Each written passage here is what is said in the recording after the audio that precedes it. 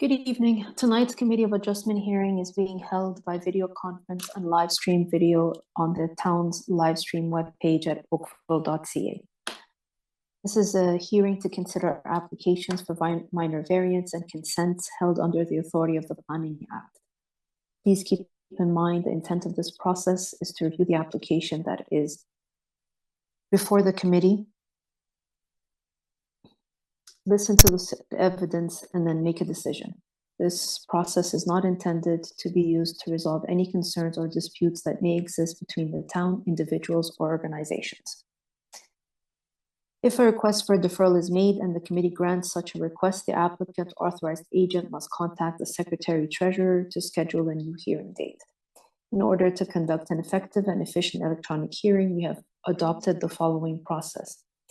If you are watching the live stream of this hearing on oakville.ca, and if you wish to speak to an item on the agenda, you can call 905-815-6095. Again, that is 905-815-6095. The phone number will also be posted below the screen at the live stream page at oakville.ca. Staff will be standing by to take your call. When you do call in, staff will ask for your name and item number that you wish to address and your telephone number, and further instructions will be provided for you to call back to join the video conference. When the chair of the committee polls for interested parties, please press *6 to unmute yourself. The applicant or agent will then be given the opportunity to briefly explain to the committee the basis of their application, answer any questions that may arise. Maximum of 5 minutes will be provided for each presentation. You'll have to state your full name and address for the record, and any submissions beyond the 5 minutes will be at the discretion of the committee. All delegations must also state their full name and address for the record, and 5 minutes will be provided for each presentation. All remarks and questions are to be directed to the chair, and any submissions beyond the 5 minutes will be at the discretion of the committee. The applicant or agent will then be provided with a further 5 minutes to respond to any comments made by interested parties, answer any questions from the committee members, and if the applicant or agent has any concerns found in the staff report, particularly at any proposed conditions, this will be the opportunity to advise us. The matter will then be taken into committee for a decision, and this will mark the end of all discussions. Any person desiring a notice of decision for an application must provide a written request, preferably through email, to the Secretary-Treasurer. Written notice of the committee's decision will be mailed no later than 10 days for minor variance and 15 days for consents to the applicant, agent, and any other person who has filed a written request for such notice. The last day of the appeal of the decision to the Ontario Land Tribunal will be noted on the decision. Only the applicant, specified persons, or public bodies may appeal the committee's decision to the Ontario Land Tribunal. In November of 2022, Bill 23 legislation, the More Homes Build Faster Act, amended the Planning Act to remove appeal rights for members of the public. If no appeal is received within the prescribed timeframe, the decision of the committee becomes final and binding, and the Secretary-Treasurer will then notify the applicant and anyone who received a copy of the decision through written correspondence. People participating in this hearing are to be courteous to and respectful of the members of the committee, town staff, and any other person participating in the electronic hearing. Tonight's electronic hearing is being video recorded and available for future viewing at oakville.ca. Thank you. And the phone number again is 905-815-6095. We have no regrets this evening, although I don't see Miss Yu. Hold on 1 second. I'll go back.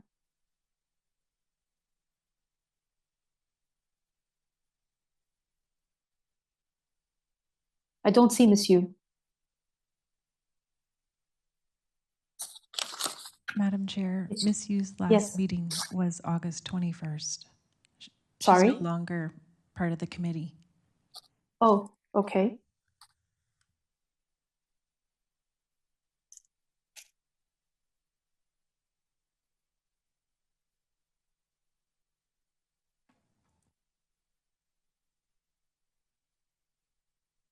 Do I have declarations of pecuniary interests? I see none. Thank you.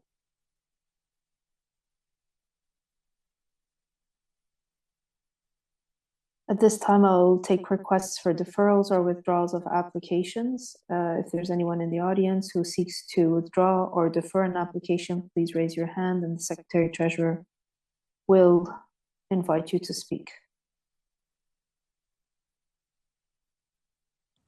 Madam Chair, I see no hands. Okay. We have no consent applications. We'll proceed to the first application on our agenda, which is CAV 126-2024 at 610 Trafford Crescent. Again, that's CAV 126-2024 at 610 Trafford Crescent. I have Ms. Stephanie Medviva as the agent. Good evening, Madam Chair. Good evening, Ms. Medviva. Go ahead. Thank you. For the public record, my name is Stephanie Medviva with Glenshire & Associates. I'm the registered agent on behalf of the owner. The application before us tonight is for the property municipally known as 610 Trafford Crescent. If I could have the next slide, please. Thank you. The property is outlined in red on screen, but is located on the east side of Trafford Crescent, north of Saxon Road. It's located within an established neighborhood of the town of Oakville. The area immediately surrounding the property can be understood as having an eclectic character, and that is owing to a range of dwelling sizes and architectural styles. Next slide, please. The application before us tonight is for a replacement dwelling. The existing dwelling on the property would be demolished and in its place, a two-story, approximately 302 square meter, two-story replacement dwelling would be constructed in its place. The site plan on screen before us illustrates that the planned replacement dwelling has been generally situated in general accordance with the existing dwelling. The replacement dwelling itself triggers one variance. If I could have the next slide, please. Thank you. That variance being to increase the allowable residential floor area ratio to 42.9%, whereas 41% is permitted. If I could have the next slide, please. So just very quickly, as committee members may be aware, we did appear before you earlier last year, I guess, with a different design. So we took the feedback we received to heart. Redesign has been created. The proposed dwelling in front of us tonight and for your consideration incorporates clear ground story elements. So that means there are step backs provided on either side of the front principal entrance. The image on screen is a rendering of the front elevation that gives a little bit more of a clear picture of those ground story elements. So those step backs are provided above the ground floor, above the garage area, again, on either side of the front principal dwelling. The proposed dwelling also features integrated living areas within the roofline on the second story. So these features collectively allow visual reduction of massing and scale. The choice of materiality, while may be subject to change, has also been informed by the established neighborhood character. The ground story elements, the integrated roof line, again, collectively reduce the visual appearance of mass and scale, provides for a dwelling that seamlessly integrates with the surrounding area and complements the established neighborhood character. I could have the next slide, please. This again is just the colored rendering of the rear elevation. So again, there are step backs provided along the rear facade. There is a general absence of openings and windows along the side elevations, which is again, there are some openings and windows, but it's not a wall of windows. So the general absence of these excessive openings and windows combined with the side yard setbacks, the rear yard and front yard private amenity areas and privacy screening along the shared property lines serves to effectively mitigate any privacy and overlook concerns. Would also highlight that the owner of the property did speak to surrounding neighbors. If I could have the next slide, please. And one letter of support was received. And this is included as the last slide in the presentation here. So overall, and as identified in my submission letter, I'm of the opinion that the requested variance to increase the residential floor area does meet the 4 tests of the Planning Act. It represents good planning and will provide a replacement dwelling that is appropriately situated and well designed to fit within the neighboring area. I'm happy to answer any questions that there may be. Thank you. Thank you, Ms. Medviva. Are there any questions, items of clarification of Ms. Medviva at this time? Okay, I see none. Has anyone called with interest for this application, Madam Secretary Treasurer? We've had no calls. Okay. Has anyone raised their hand for this application? No. Okay. And we'll take the matter into committee. Who would like to move a motion?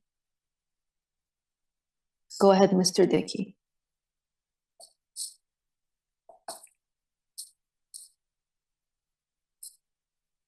Mr. Dickey, you're muted.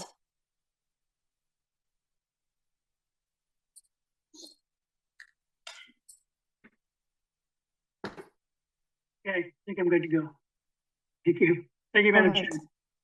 Based on my review of the owner's application, the site plans, building elevations, my site visit, together with the presentation by the owner's consultant and the planning staff's report, I'm satisfied that the variance is minor in nature and conforms to the 4 tests under the Planning Act. And I put forth a motion that the application as applied for be approved, subject to the conditions that the dwelling be constructed in general accordance with the submitted site plan and elevation drawings dated 2024-06-27, and that the approval expires 2 years from the date of the decision if a building permit has not been issued for the proposed construction. Okay, thank you, Mr. Dickey. Is there a discussion on this recommendation? Okay, I see none. All those in support? Okay, the application has been approved, none opposed. Very much. Thank you. Have a good night.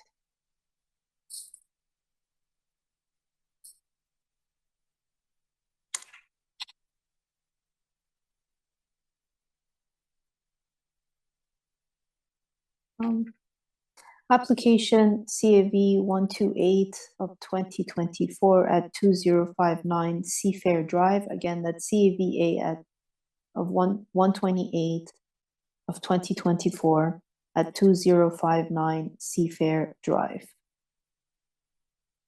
I have Mr. Lucas Cocomello. Go ahead, sir. And if anyone has any interest in this application, please call 905-815-6095.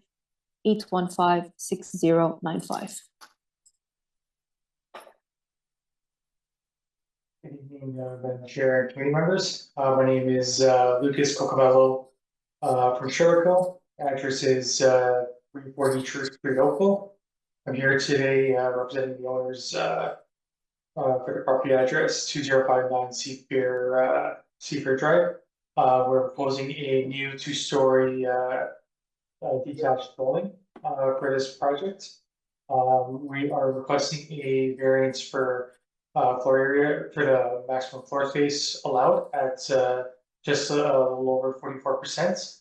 Bylaw requires 41% as the maximum allowed. In putting together this design, we took into consideration that since we are asking for more floor space, we should alter the house in a manner where if we're going for more floor area, we should accommodate a little bit more on side yards. So we went and narrowed the house a little bit more. Zoning bylaw permits the maximum side yard setback of 1.2 meters. In this for this property, we're proposing 1.8. In this case, an increased side yard, something that at the very least help mitigates the impact that's being created with the additional floor space being requested for this project. In terms of building height, we're in compliance with the zoning bylaw as well. And feel that the approach that we have taken for this project in terms of requesting the additional floor area and altering the rest of the design to accommodate the overall streetscape. We feel that this is something that is considered minor in nature. If you guys have any questions, please let me know and I'll do my best to answer them. Thank you, Mr. Kokomelo. Any questions or items of clarification at this time? Okay, I see none. Has anyone called with interest or raised their hand for this application? I'm Secretary Treasurer. We've had no calls and no hands up. Very well. Take the matter into committee. Who would like to move a motion? Go ahead, Mr. Talowski. Thank you, Madam Chair. Madam Chair, I'm satisfied that this application is not going to have an impact to the design and placement of the building on the property. As such, I find it meets the four tests of the Planning Act. Note that also there is no opposition from the community, and I would move approval subject to the dwelling being constructed in general accordance with the submitted site plan and elevation drawings dated June 27th, 2024, and that the approval expires within 2 years if the building permit hasn't been issued. Very well. Thank you, Mr. Talowski. Is there a discussion on this recommendation? Okay, I see none. All those in support? Okay, the application has been approved, none opposed. Thank you. Have a good night.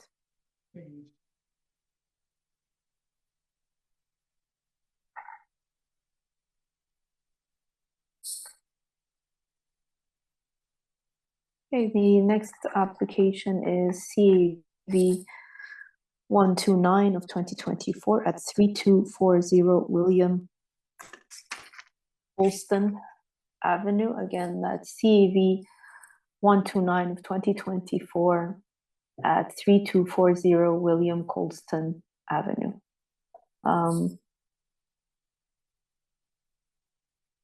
Mr. Singh is the Hello.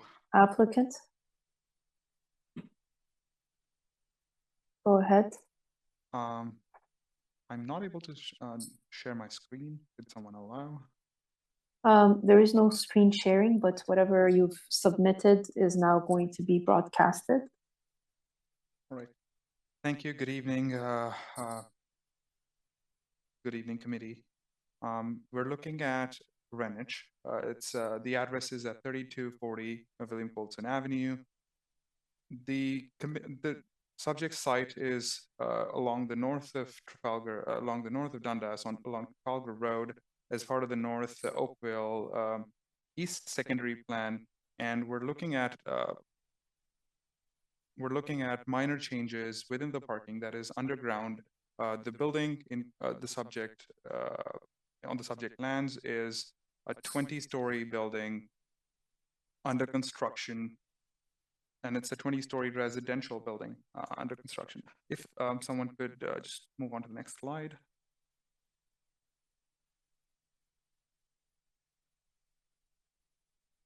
Okay. So as I was saying, the subject land is on 3240 William Colston Avenue, highlighted with a black outline on Block A. This is part of a larger master plan development along Trafalgar Road. And also part of a larger master plan that has been constructed on even the lands highlighted as Block B. Moving on to the next slide.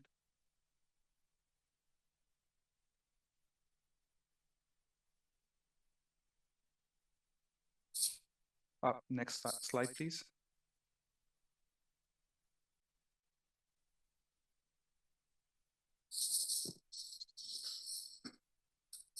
Okay. So we're looking at a 20-story building under construction, and we're asking for a minor variance along the parking in the underground. And we've got about 10 parking spaces that will be affected based on a storm sewer that is going to get constructed slightly larger in size to maintain the overall water flow along the grading of the site.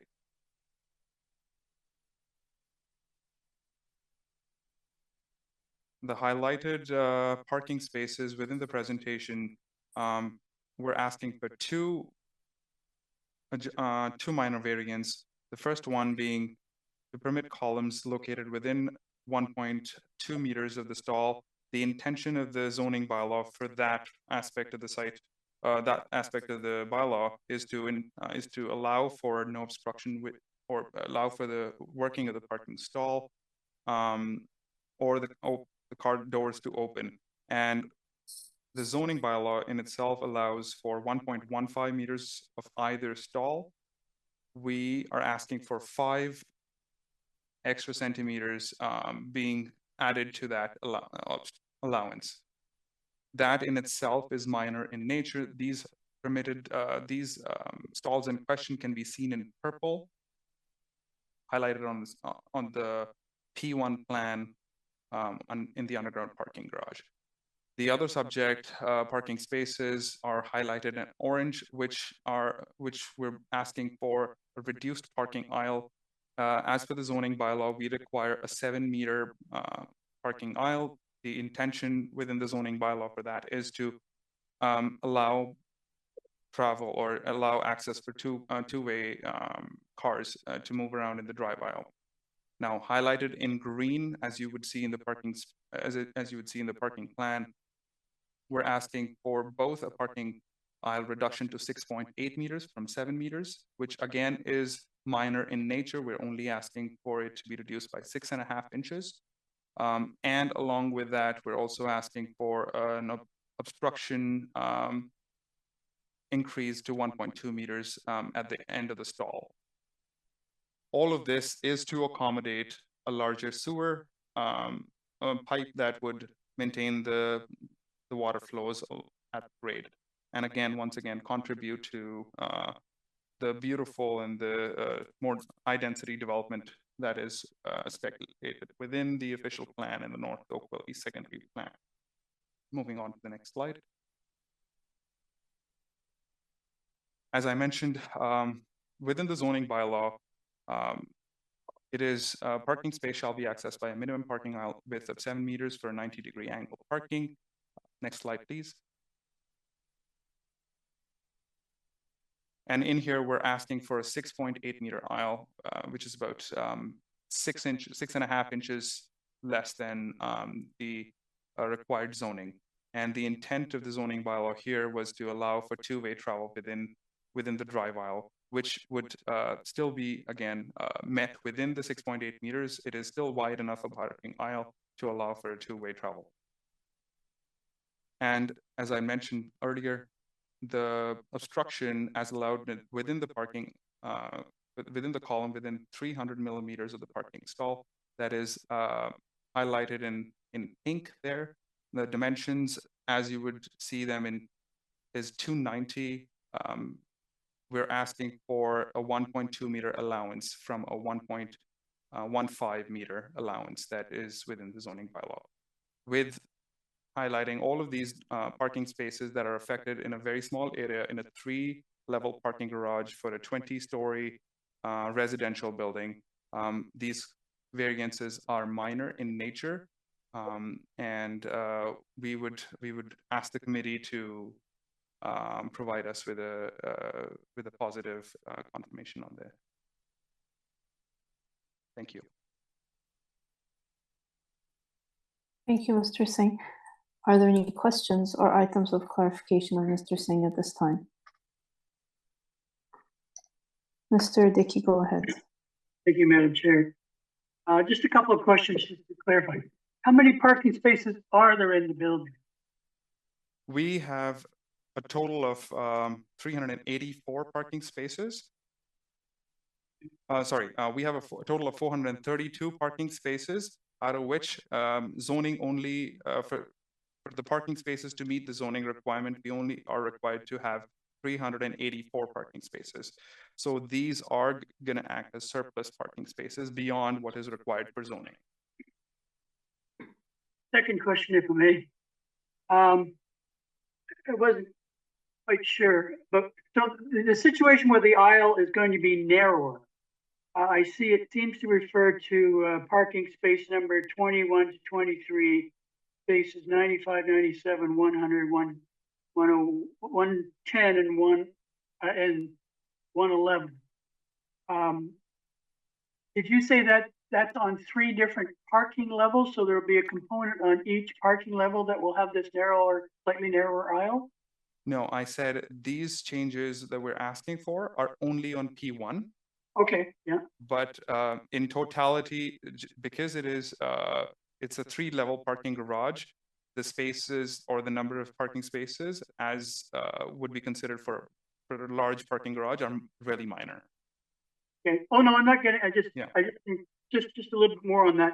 So, adjacent to the parking spaces 21 to 23, that's one that we say location or position in the parking garage, and then at another position or the parking 95, 97, 101, 110, and 111. Is that all in another little area of the parking garage, or is there 3 areas in the parking garage where the aisle is there? No, there's only one parking aisle on P1 level.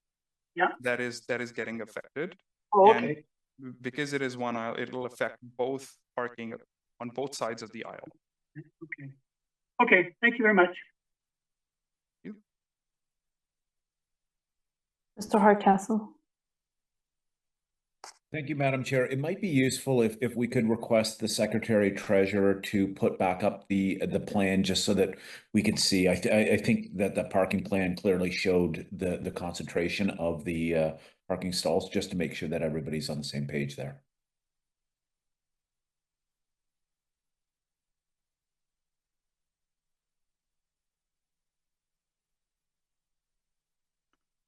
So this is a zoomed in version of the affected area.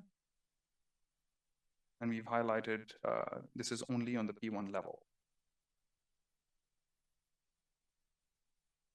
And we have the other one, the zoomed out one.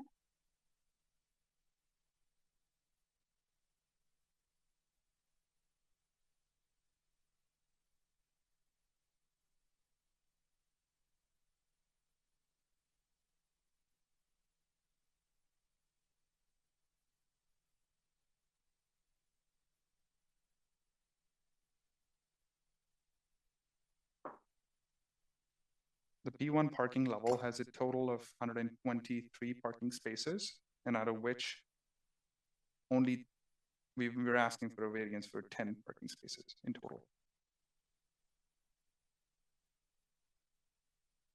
11.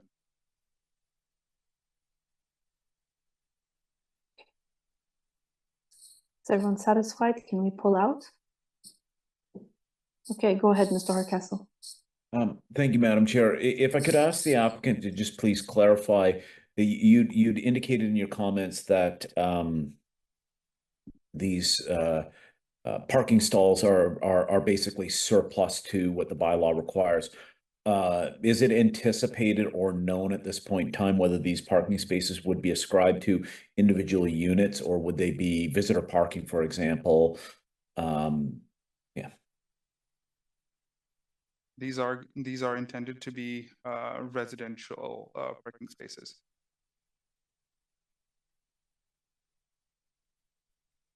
So is that being written into the sale agreement so that potential residents are aware? For the reduced parking aisle? Yes. And how these parking spots are affected? So we will be looking at we are looking at reducing this parking aisle. One of the reasons that we're asking for a minor variance is because we still follow the intent of the zoning. The variance that we're asking for is for a matter of 5 centimeters, and we shouldn't be requiring to add this in the sale purchase agreement.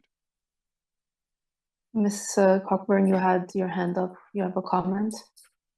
Yes, thank you, Madam Chair. Just for clarification purposes for the committee's benefit, this application, the property itself is actually subject to a condominium approval process currently with the town.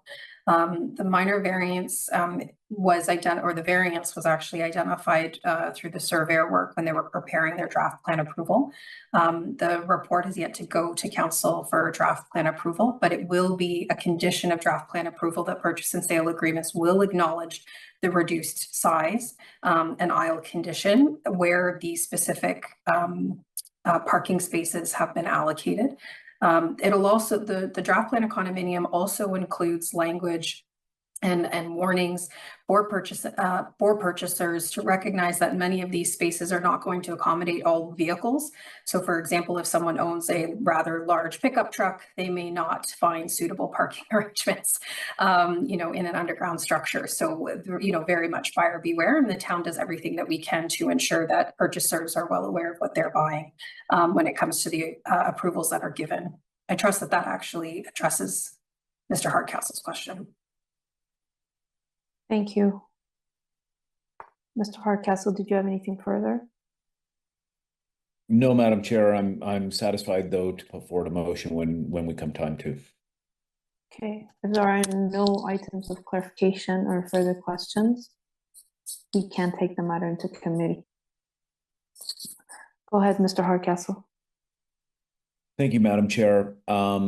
Having undertaken my site visit, having reviewed the materials, including the written staff report, having heard the comments and presentation from the agent for the owner, as well as having heard the comments from staff with respect to the anticipated inclusion of requirements within the condo deck and description. I am satisfied that the requested variances conform to the 4 tests of the Planning Act, finding that they are minor and will have minimal to no impact on the use of the land. Accordingly, I'll put forward a motion of approval subject to the condition proposed through the staff report, that being that the parking stalls R95, R96, R99, and R100, as well as the parking aisle between parking stalls R21, R22, R23, R96. I think we have a typo in here because we have R96 twice. R97, R101, R10, and R110 and R111 be constructed in general accordance with the floor plan level P1 dated June 26, 2024. I want Is there to something? Mr. Singh, we are in I've lost my train of thought. We are dealing with a motion right now. We cannot have you interject. So did you need any clarification on these conditions, or? Yes, I do want to note to the committee that these parking spaces are not reduced in size and hence should not warrant, they would be able to have any sorts of cars or trucks as a normal parking size would be. The parking size for all these 10 spaces will remain the same. Okay, well, regardless of your comment, we are in a motion right now, and the motion on the table is that with this condition that the town staff has, do you understand this condition? I understand the condition, but at the same time, I want to note that these parking spaces are going to be the same size as the rest of the parking spaces as required by the zoning bylaw.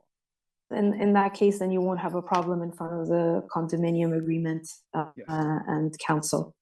So on that note, as the condition has been read,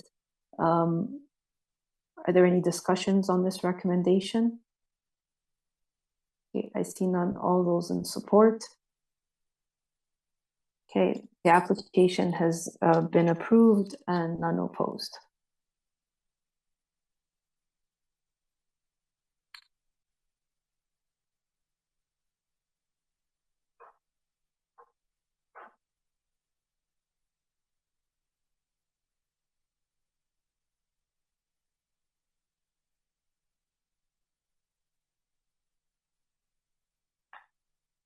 Okay,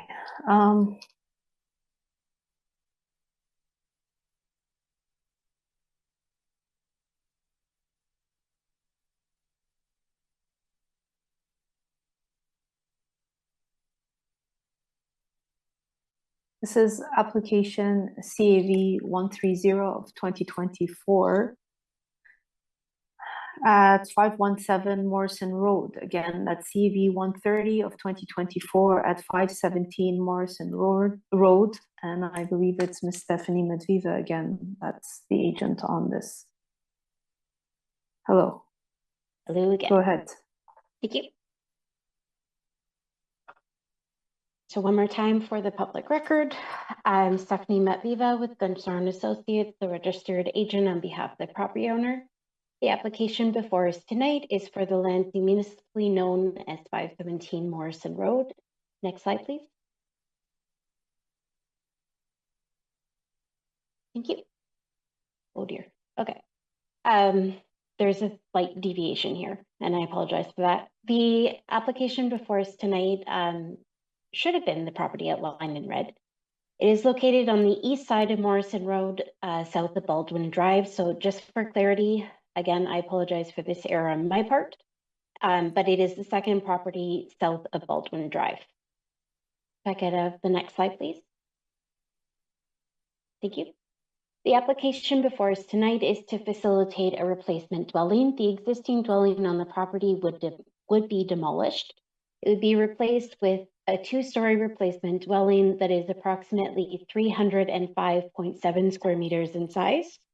The proposed dwelling has been planned and designed to maintain conformity as well as consistency with the surrounding neighborhood. So again, this property, just like the last application, is located within an established neighborhood area of the town of Oakville.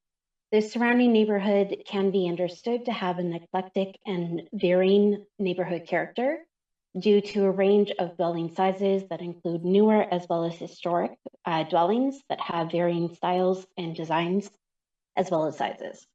The replacement dwelling has been planned and designed to maintain the prevailing pattern of front yard setback.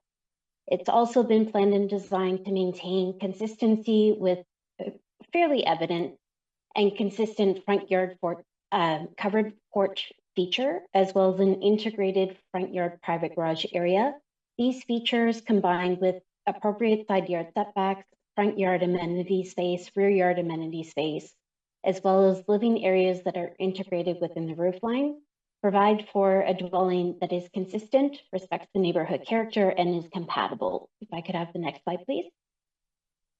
So the replacement dwelling in the application before us tonight seeks approval of one variance to increase the permitted residential floor area ratio to 43.97%, whereas 41% is permitted. If I could have the next slide, please. So just very quickly to highlight a few features of the proposed dwelling. So just like many homes along Morrison Road, the front yard, the front facade features an undulating facade, meaning that it is not a straight or blank wall. It does feature stepbacks above the ground story, so there are clear ground story elements. The second story living areas have been integrated into the roof line, so the image on screen of the front facade illustrates this. If I could have the next slide, please. Thank you. There's also stepbacks along the rear facade as well as the side facade. So collectively, these features serve to reduce the visual appearance of mass and scale of the replacement dwelling. If I could have the next slide, please. And just very quickly, these are the side elevations illustrated on screen. So again, the clear story, ground level elements and the stepbacks above the ground floor are evident on the north side elevation on the top left. as well as the side south elevation on the bottom left. So as outlined in my submission letter, it's my opinion that the proposed dwelling is consistent with the neighborhood character. It does conform to the 4 tests under the Planning Act. We have reviewed the staff report. We understand we have planning support. I'd also like to highlight the owner did undertake efforts to reach out to the surrounding neighborhoods. While there are no signed letters of support, we understand that efforts were made to secure neighborhood support. So there's no local concerns as far as we are aware. I'm happy to answer any questions that there may be. Thank you. Thank you, Ms. Matviva. Any questions or items of clarification? Mr. Dickey, go ahead. Thank you, Madam Chair. I could just ask the owner's agent there. This isn't something that concerns me. I'm just trying to be educated. In the planner's report, it talked about Metrolinx wanting you to put a warning on title, I think, and enter into an easement. Is that something you have to do as an aside, or something you have to do because you went to the committee of adjustment, or is that something that normally required for a building permit near the railway? Do you know? Sorry. Through you, Madam Chair, that is something that has come up. It's quite typical when it's committee of adjustment applications. So when you're near a rail corridor, Metrolinx are one of many commenting agencies. So it's not unheard of. But again, that would be something that we would deal with as part of this process or the permitting process. Yeah, I knew that we didn't impose that condition. I'm just surprised that they imposed that easement condition. Anyhow, thank you very much. No problem. Okay, any further questions or items of clarification? Okay, I see none. Who would like to move a motion? Go ahead, Mr. Dickey. Thank you, Madam Chair. Based on my review of the owner's applications, the site plans, building elevations, my site visit, presentation by the owner's consultant, and the planning staff's report, I am satisfied that the variance is minor in nature and conforms to the 4 tests under the Planning Act. And I put forward a motion that the application as applied for be approved, subject to the condition that the dwelling be constructed in general accordance with the submitted site plan and elevation drawings dated May 23rd, 2024. The approval expires 2 years to the date of the decision if a building permit has not been issued for the proposed construction. Thank you, Mr. Dickey. Is there discussion on this recommendation? Seeing none, all those in support. Okay, the application has been approved, none opposed. Thank you very much. Have a great night. Thanks, you too. The phone number for anyone with interest in speaking to an application is 905-815-6095. Again, that's 905-815-6095. Staff is standing by to take your call and provide you with further instructions to join the video conference. The next application is a CAV 131 of 2024 at 2175 North Ridge Trail. Again, that is CAV 131 of 2024 at 2175 North Ridge Trail.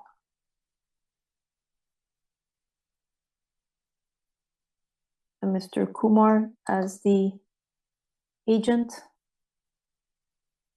Yes.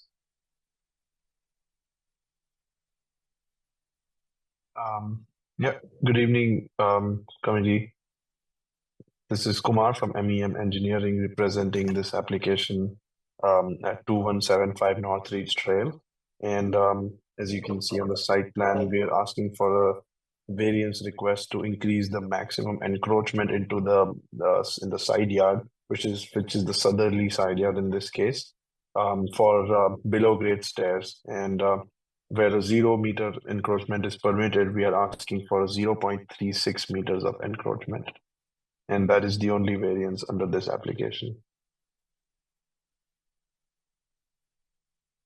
Thank you. Okay. Are there any questions of Mr. Kumar or items of clarification?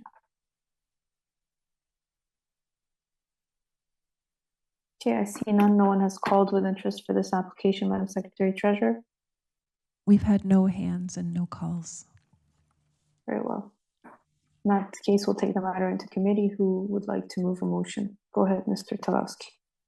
Thank you, Madam Chair. Madam Chair, I'm satisfied this application meets 4 tests of the Planning Act. I do not find the variance to cause any impact. As such, I would move the application be approved as applied for, subject to 2 conditions: that the below-grade access stair in the southerly interior side yard be constructed in general accordance with the site plan drawings dated June 21st, 2024, and that the approval expires within 2 years if a building permit has not been issued. Very well, thank you, Mr. Talowski. Is there a discussion on this recommendation? I see none. All those in support? Okay, the application has been approved. None opposed. All right. Thank you, everyone. Thank you for your time. Have a good night. Have a good night. Bye. Bye.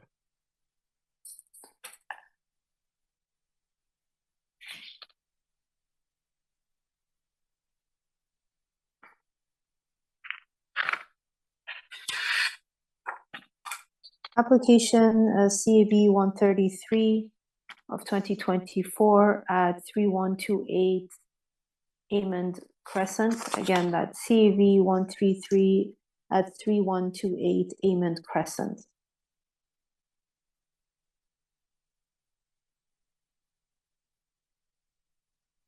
I have Mr. Mohammed as the agent. Good evening, respected committee members.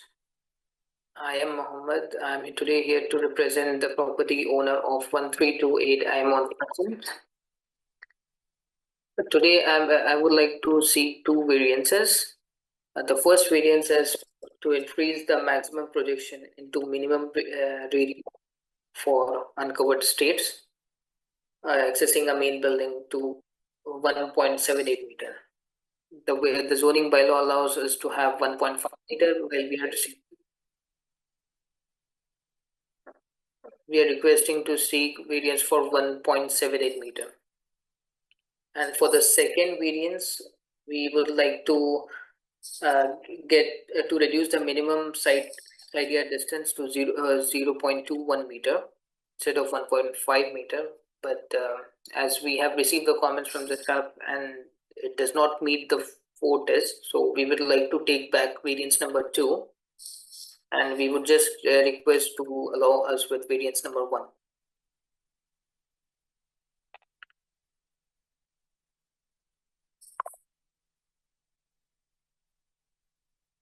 Okay, is that then the final comments that you have in your presentation? Yes. Okay. So we're proceeding with only variance 1 and eliminating variance 2. However, this needs to be reflected in the drawings as submitted, and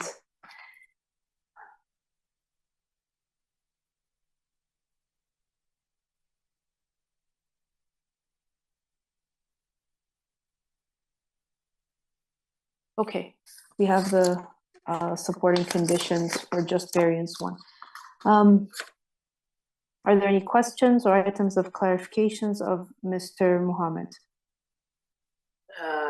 Yes, ma'am. So I just want to proceed with the variance number 1 and. Oh no, I got that. I was asking the committee whether they had comments or questions. Thank you.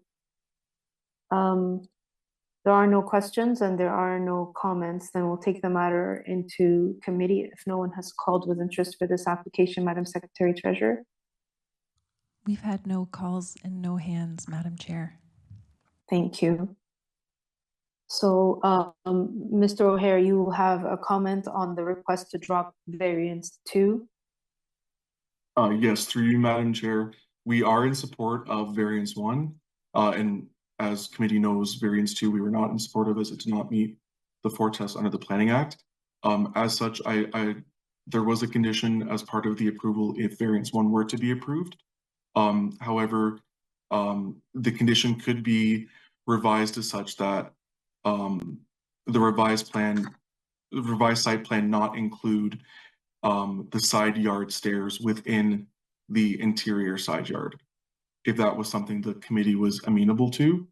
How about we just add another condition as a third condition, that they submit new site plans with the removal of that encroachment? Yeah, and that could be subject to approval from the Director of Planning and Development. Okay. Thank you.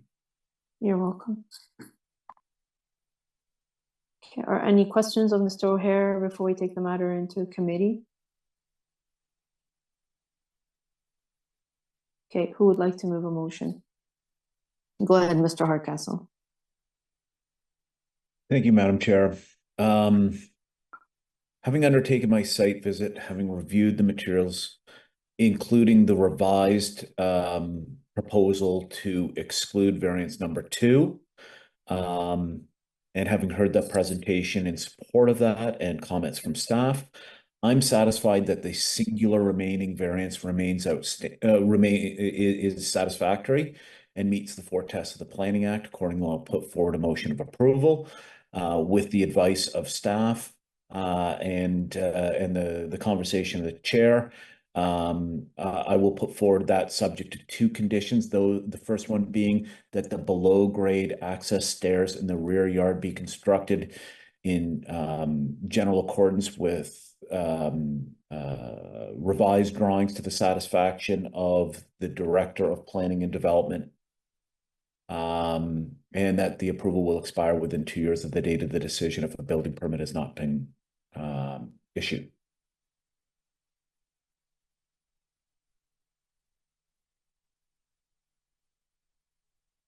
there discussion on this recommendation? Okay, I see none. All those in support? Okay, the application has been approved, none opposed. Thank you.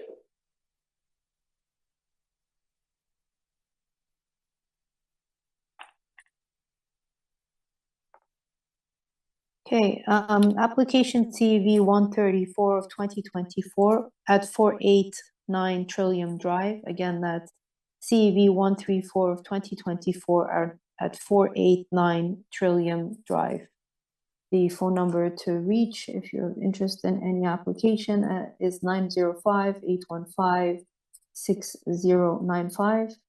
And staff will be standing by to take your call and provide you with further assistance to join the video conference. Go ahead, Mr. Cipolletta. Good morning, everybody, or good evening, everybody. My name is Brandon Cipolletta. I'm the owner of 49 Trillium Drive. We are requesting for a minor variance for residential floor area for an increase from 41% to 45.32%. If we can go to the next slide to see the front elevation. I just wanted to quickly go over some of the aspects that we implemented to help with the mass and scale of the structure. We set back the second floor as well as broke up different elements of the first floor and the second floor into 1-story elements to help reduce the mass and scale. We've also provided increased side, rear, and front yard setbacks, as well as complying with the overall zoning bylaw regarding all setbacks, height, and coverage. We believe this meets 4 tests for minor variance, and as well as with planning support, I'm hoping that committee will be able to approve this proposal. Thank you. Is there any questions or items of clarification of the applicant at this time? Okay, I see none. If no one is called with interest for this application, Madam Secretary Treasurer will take the matter into committee. We've had no hands and no calls, Madam Chair. Thank you. Okay, who would like to move a motion? Mr. Dickey, go ahead. Thank you, Madam Chair.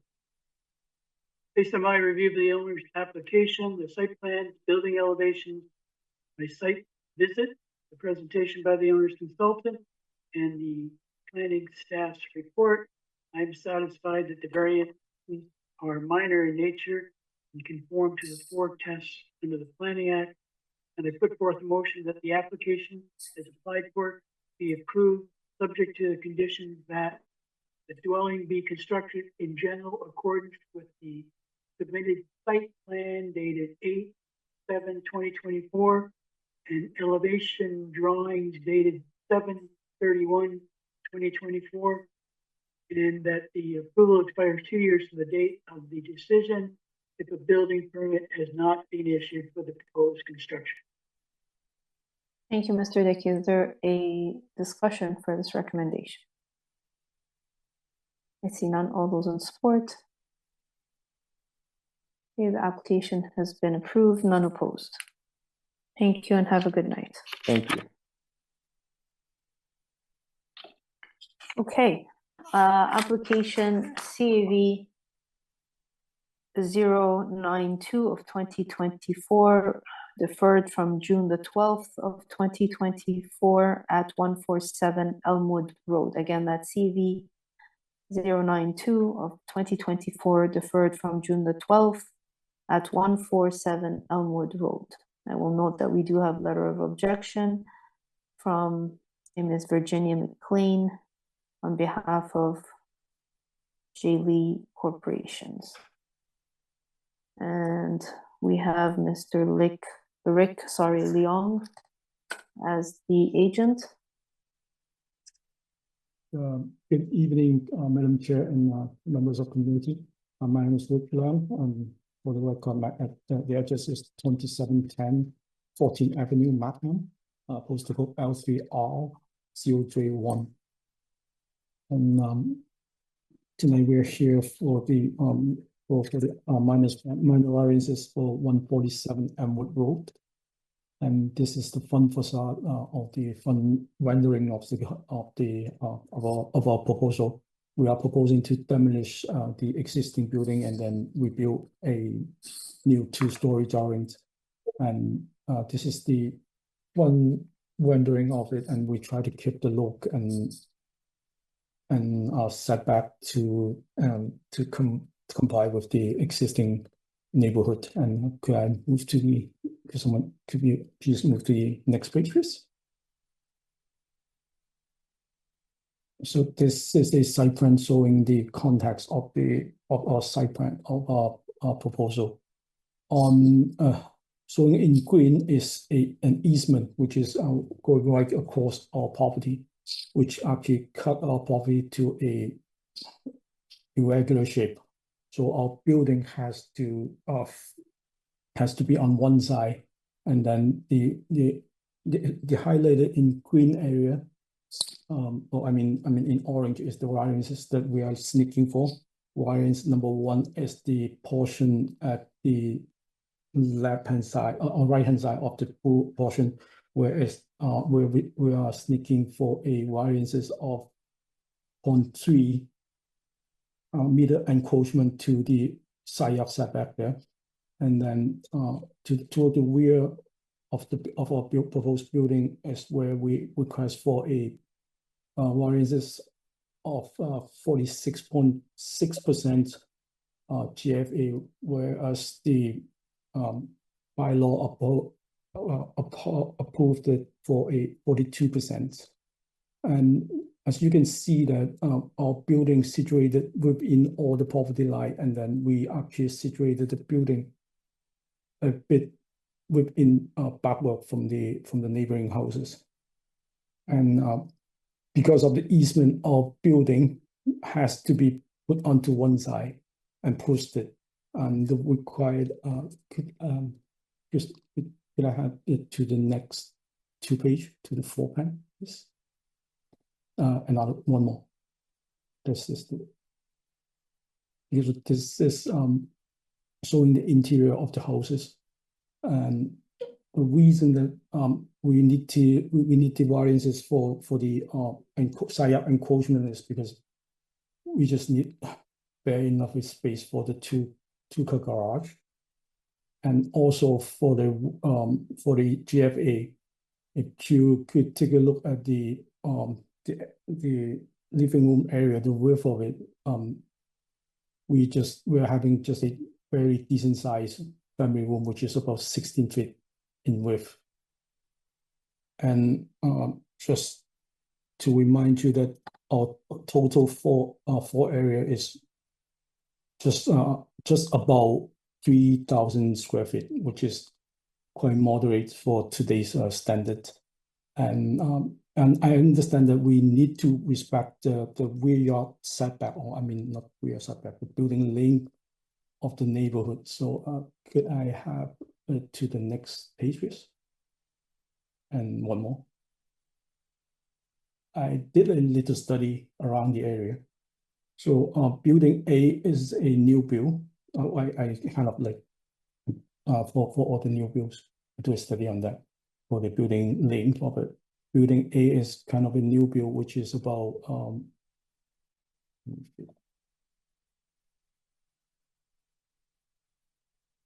just about 83 feet from the front property line. And B and C is they are still under construction, so I have no idea, but more or less they are at the 70. And building D, as you can see, there's another new build, which is about 82 feet 5 inches. And building E is about 103 feet. And building F is one of the new build that I can't measure the things, the whole building. And our proposing building is at 72 feet, 72.5 feet. And I also understand that our neighbor, he has comments regarding to the impact of the enjoyment of their rear yard. So can I go to the next page, please? So I did a sun path, a shadow study. So this is showing the proposed building sitting right next to the two neighborhoods, and this one is showing from the June. So I did 2 of the major hours, like 7 a.m., 9 a.m., which is for breakfast time, and then noon is normal, and then around 6 p.m. so that could show that the time the shadow would be. So this is on June. And next page, please. And this is showing the shadow from March, between on March and September 21st. So which, as you can see, that the impact to both neighbor was not really much, because we are doing, our building is facing due south, and the whole street is along the 45-degree. And can I do the next page, please? And this is December. So this would make the most impact, because during the lower angle of the shadow and during the winter time. But well, that's about it.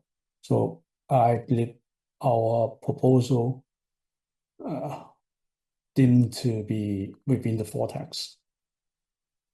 So I'm happy to answer any questions, and I believe if there's any other presenters.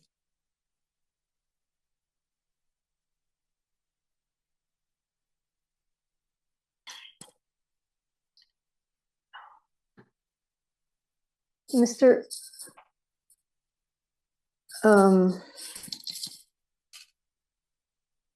Leong, can you just explain how you actually increased the size of the house from the last application? Is that because you flipped it, or how did that happen?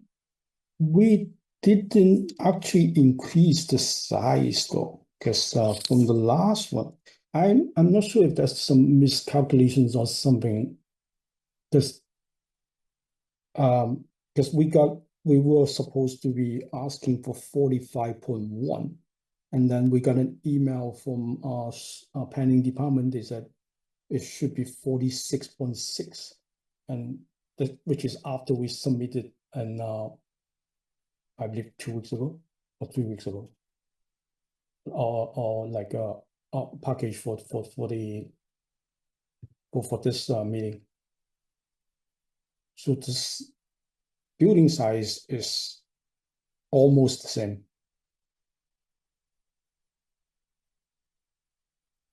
Okay.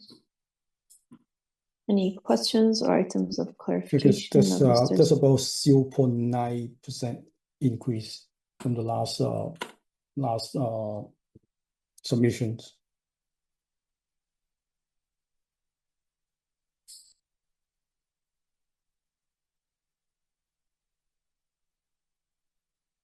Because on our number, if you look at our, I'm not sure if that's because of calculations or not. If I could have the presentation up on the side and on the side plan. On the side plan, the next page. It just no one backward. So A2, A1 one more please. No, back up. You're going down. Okay, that. So if you could zoom into the upper right corner. Upper right corner where the check is, there is the number that that we were proposing. One can zoom in, just it's showing that. Let me see if I can open on my end.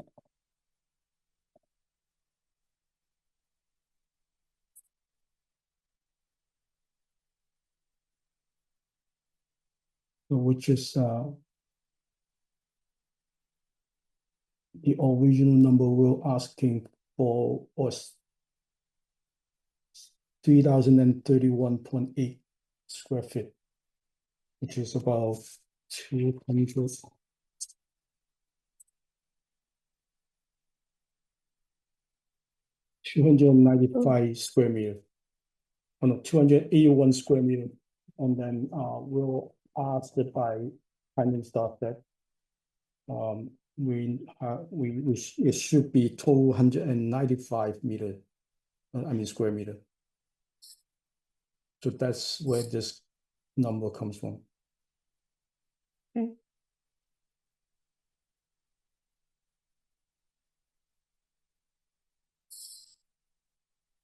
Any other questions or items of clarification of the applicant? Go ahead, Mr. Talowski. Thank you, Madam Chair. Madam Chair, my questions for staff. Coburn, I'm having difficulty understanding staff's objection to this application because there's a lot of things, in my opinion, that are right about this application. I mean, it's clearly a constrained lot with the easement, which is what's probably causing the side yard variance, which is still greater than some of the side yards minimums in some zones within the town. The proposal removes a structure from on top of an easement, which is always a good thing.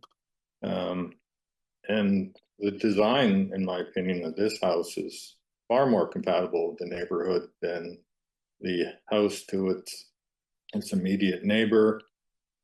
And frankly, every single one of the examples the applicant showed of other houses being built in this neighborhood. And the protrusion into the rear yard is permitted by the bylaw in the sense that there's no rear yard variance being required here. And that, again, to the design of the house, that protrusion has the windows oriented to the rear, not to into the side yards of the adjacent owners.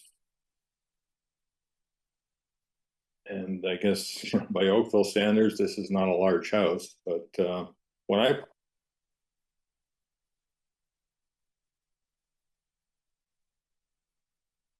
put all those together, I've been trying to mitigate the impact of the variance that they're proposing. And it seems to me that staff's major objection is the protrusion into the rear yard, which one does not offend the rear yard setback, and secondly, I believe the design mitigates that situation. Through you, Madam Chair, to the committee members. So to unpack a few of those comments, yes, staff recognize the easement is on site.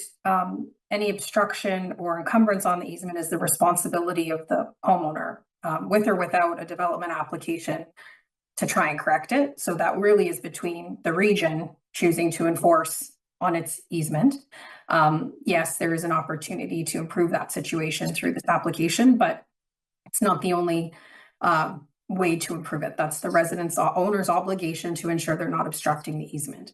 When it comes to the restriction on the land with respect to the size of the dwelling, the easement doesn't take away from the area of land that is used to calculate the residential floor area ratio. We're still using the entirety of the property to do that calculation. Staff did acknowledge that efforts were made, that the house is completely flipped. The driveway has moved to the opposite side, yet still maintaining a reduced side yard setback, which still doesn't appear to be appropriate given the context of this particular area and how there's space between each of the dwellings and how that is provided within that character. As provided by the applicant's submission, you could see while that is a rather old, perhaps older reflection, doesn't really reflect what's actually on the ground today. There is a variety of orientations of dwellings in this area. Some are actually narrow and long. Some have detached structures in the rear yard, and some were shallow and wide. And there's a variety of that. Now, this particular street has a more consistent fabric of having wide, shallow structures with or without detached garages in the rear. So the issue around projecting into the established rear yard is seen far more significant when you are introducing a two-story mass into that area. It's staff's opinion that this dwelling is too large for this property.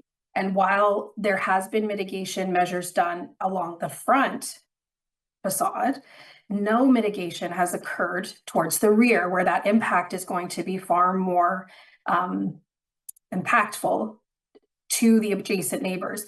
The applicant has not made any attempts to, for example, reduce the second story by pulling in the second story rather than having a sheer wall of 2 stories in height that project into that rear yard.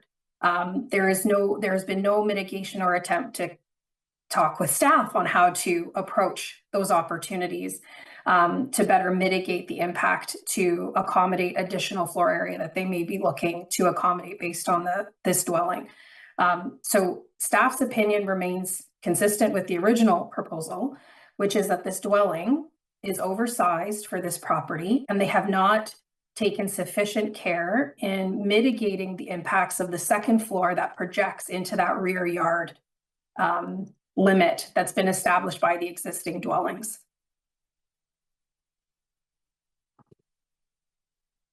Thank you. Mr. Dickey, go ahead.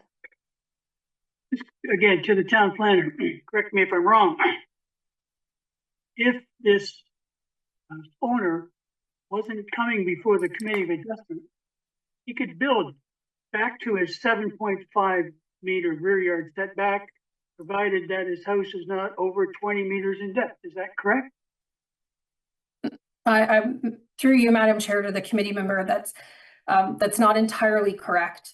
Yes, the zoning bylaw provides for certain building envelope, but it is subject to floor area ratio and lot coverage. So the homeowner could design a dwelling that fits anywhere within that prescribed setback or envelope. So 7.5 meter rear yard, whatever the front yard would be, the appropriate side yard setbacks, but they still have to provide for lot coverage. Now, this dwelling does meet the lot coverage requirements. That's not a variance that's been requested here, but the magnitude of the dwelling, the amount of square footage for this dwelling is what is in front of the committee this evening. So without any, if the applicant chose to abandon the variance or have to proceed through to building permit with a compliant dwelling, there very well might be a deficiency, there very well might be a projection into the rear yard. But as with any variance that this committee would evaluate, we're evaluating the nature of this particular request. What they can build as of right is up to them. And that is what the bylaw would allow. But when you're requesting an increase in the regulations prescribed in this area, we have to consider the 4 tests and determine whether or not the nature of this request aligns with the desirable nature of development. Is it minor? Is it meeting the intent of the zoning bylaw and the general intent of the official plan when it comes to ensuring compatibility and maintaining neighborhood character? This neighborhood has a very distinct character of large rear yards. Go ahead, Mr. Dickey. So I understand the town is rewriting their zoning bylaw. You're going to implement a deeper rear yard setback on this street to protect your position? Through you, Madam Chair, to the committee, I'm not on the team that's involved in the rewrite of the residential zoning. I know they're looking at a variety of regulations that would potentially mitigate the number of variances coming forward that have traditionally or historically had more positive outcomes. I can't comment on whether or not rear yard projection issues have come up at their discussion with respect to whether or not there'd be any further modifications to the bylaw in that regard. I'm evaluating the application that's in front of me and the application that's been presented. I've provided my recommendation. I see you, Mr. Leung. Any further questions before I let you, Madam Chair? I'm looking at my email record here. Okay. Which is dated on, I got an email that we sent. I got an email from Kelly Lanus on August 2nd, asking us to increase the to adjust the drawings to increase the GFA. And in that email, we have asked that if there's any design element that you would like us to improve. We would like to gain your favor before going to the next COA meeting. And our reply, the reply that we got from her is we only review the variances you are asking for. We did not do a full review. You would have to have a building permit applications. And I believe she was misunderstanding. And then I asked my colleague to email her again. Are you okay with the variance we are asking for, or would you prefer if we further adjust the layout to reduce the GFA numbers or increase the side yard setback? I have it right in front of me, if I could share my screen. there is no screen sharing, but okay. Yeah. So we did ask to see if there's any improvement that we could do, but the feedback, it was deferred from the June 12th, and you're saying you reached out to the town in August. Yes, August 6th. Okay. Yeah. Just before this meeting. And that's fine. I think Ms. Cockburn has a reply to that comment. Thank you. Go ahead. Thank you, Madam Chair. Through you to the committee. It appears that the applicant has been engaged with the building representative, Kelly, who would have been involved in reviewing of the minor variance application with respect to conformance with the bylaw and what the variance should say. It is not, it's with the building department. It's not the buildings department responsibility to comment on the application. That's actually with the planning department. And that's why planners are here tonight in providing you with this advice. And it's the planners who prepared that report and our comments report. So I can't speak to why Ms. Lannis would haven't or wouldn't have informed Mr. Leung to contact planning staff to have that conversation. But I can advise that conversations with planning staff were never had to evaluate the nature of the proposal. We're seeing the application as you are, a revised application with an increased residential floor area from the previous application and a nominal increase in the side yard setback. That we had provided, in my opinion, clear comments in the first proposal, which indicated concerns with respect to the rear yard projection. And that seems to have remained. Okay, thank you. Are there any questions or items of clarifications from the committee members? Has anyone called with interest for this application, Madam Secretary Treasurer? We've had no calls and no hands, Madam Chair. Okay, well then we will take the matter into committee. Who would like to start the ball rolling and then we can have a discussion? Go ahead, Mr. Talowski. Thank you, Madam Chair. Probably not surprisingly, I'm going to take a contrary view to planning staff on this application. I don't believe the variance being requested in the GFA 300 square feet is what's causing the impact that planning staff are articulating. I believe planning staff is attributing the increase in GFA solely to the rear projection, and I don't believe that's appropriate to do that. You have to look at the application, the building, the design as a whole. That extra square footage could be anywhere, as Mr. Dickey has also indicated in his comments. It could be further back, or it could be on the second floor at the front. I never one to accept the argument I could build this as of right, but I want something else as a valid argument. My position is that when you're looking for a variance, you have to, the onus, I guess, is on the applicant to try to mitigate that variance through the design. And Madam Chair, I believe that short of complying with the bylaw, this applicant has done pretty much all they can to try to mitigate the impact of this larger building. And I believe the side yard variance is being driven by the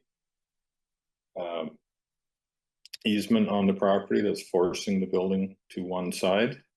And I believe the design is compatible. I think they've taken the necessary steps to both at the street facade as well as not having windows in the projection overlooking the side yards of the adjacent properties. So, Madam Chair, I'm going to move this application be approved as applied for, finding that it does meet the tests of the Planning Act. I would make that approval conditional. 2 items, and you'll have to bear with me as we don't have conditions on development proceeding in general accordance with site plan and elevations dated 24/02/12. That's for the elevations. Let me find the site plan. Site plan of the same date, and that the approval expire if the building permit does not issue within 2 years. And Chair, I would also note that there was 1 letter of objection from the neighbor. I believe I've addressed my review of those concerns in my motion. Thank you. Thank you, Mr. Hardcastle. Is there a discussion on this recommendation? Go ahead, Mr. Hardcastle. Thank you, Madam Chair. My thinking with respect to this matter aligns very closely with Mr. Talowski. Accordingly, I'll be supporting the motion on the floor. Very well, thank you. Any further discussion? Okay, all those in support of the motion? Okay, the application has been approved, none opposed. Thank you very much, Madam Chair and committee members. Have a good night. Have a good night. Thank you.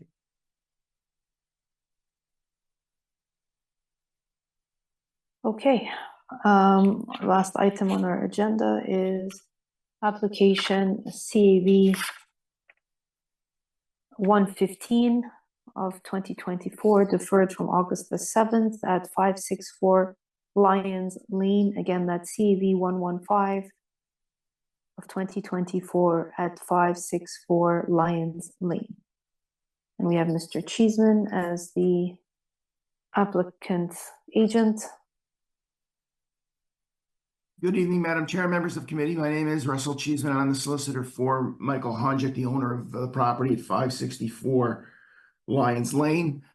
We were here before you back in August the 7th. I made a lengthy presentation at that point in time. All members of the committee who are present tonight were present at that meeting.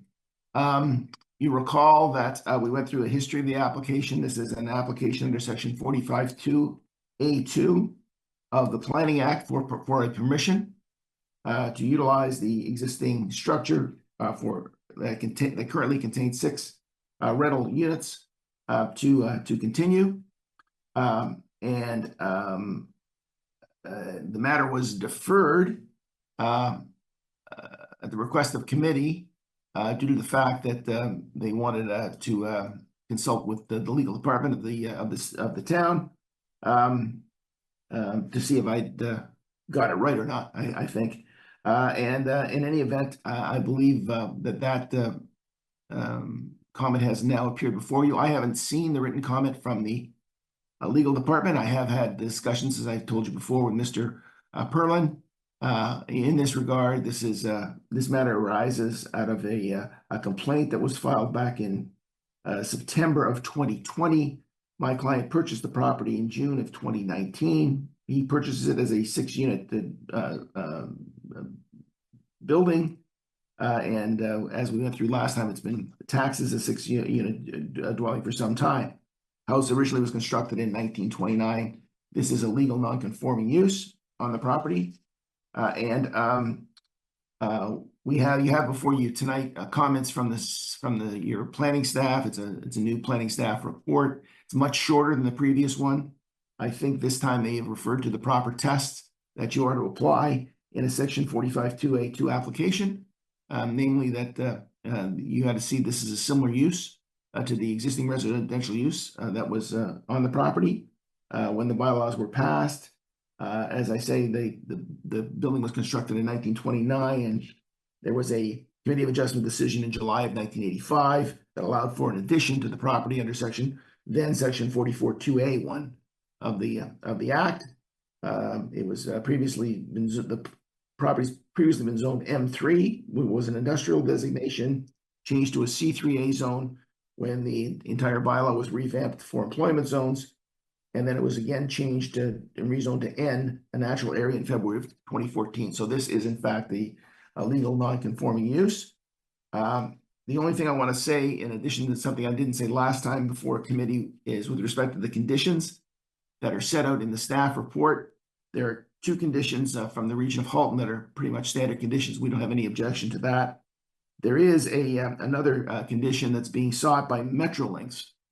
This was referred to earlier in tonight's meeting. This idea of a blanket easement, an easement in gross over the entire property that will require my client to notify all of its tenants of the fact that there is a rail line and a GO station basically directly across the street from them. And I think that's trying to kill an ant with a sledgehammer, asking my client to have to register an easement that I'm not even sure is a proper easement in gross over the property, to recognize the fact that there's a GO station there that makes this a very desirable rental area and a very desirable place to live in the town of Oakville. So I don't think that it's required, and I would not ask for that condition to be imposed if the committee sees fit to grant the application before you tonight. So I'm trying to be as short as I can this evening, Madam Chair. I'm here. I'll answer any questions that you have that arise out of your deliberations, and hopefully I can be of assistance to you.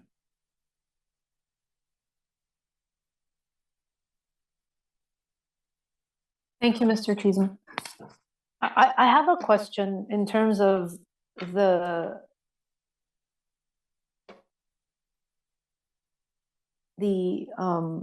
occupation, in terms of since 2020, your client purchased this in 2019. Since 2020, have all 6 units been occupied? Yes, and renovated. They were renovated and occupied. And they continue to be occupied until this date? They do. There was never a cessation of use, if that's what you, if that was is of concern. Okay. Mr. Perlin, you had your hand up? Madam Chair and members of the committee,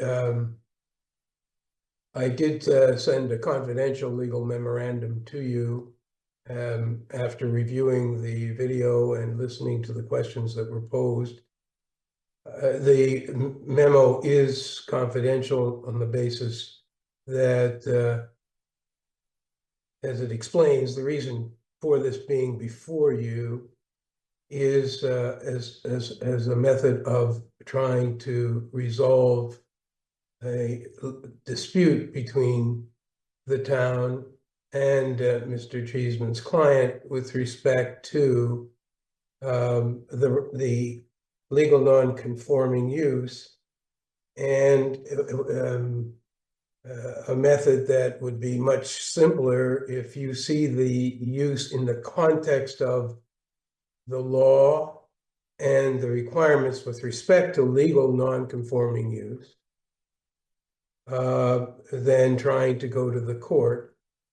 Because if you see that this legal non-conforming use for the purpose of 1 unit is similar in terms of the test that one applies, which is simply adverse impacts on the surrounding neighborhood, this structure 1 unit versus this structure 6 units, then this matter can be resolved with your applying your wisdom as to whether it's similar or not. And I then set out in detail in more detail in the report the consequence of this matter if it can't be resolved in your opinion in terms of similarity. So I apologize for not being here at the last meeting. In hindsight, it would have been better if I was, because this application is part of a process. I did set out that entire memorandum, and I'm prepared to answer questions. I may have to defer on some question or be somewhat circumspect if we get into items that are matters that could enter into the area of litigation with Mr. Cheeseman being present. Okay, thank you for that intro. Let's see show of hands. Who has questions? Go ahead, Mr. Tarowski. Thank you, Madam Chair. Madam Chair, my questions are for Mr. Perlin. And maybe if I can start by reciting what I believe are the facts and then conclude with a couple of questions for you. So we have no fire department concerns here. Based on the technical study, there doesn't appear to be any slope stability concerns. As I indicated in the previous meeting, even though we're looking from 1 to 6 units here, recent provincial legislation would allow this dwelling to have 3 units as of right.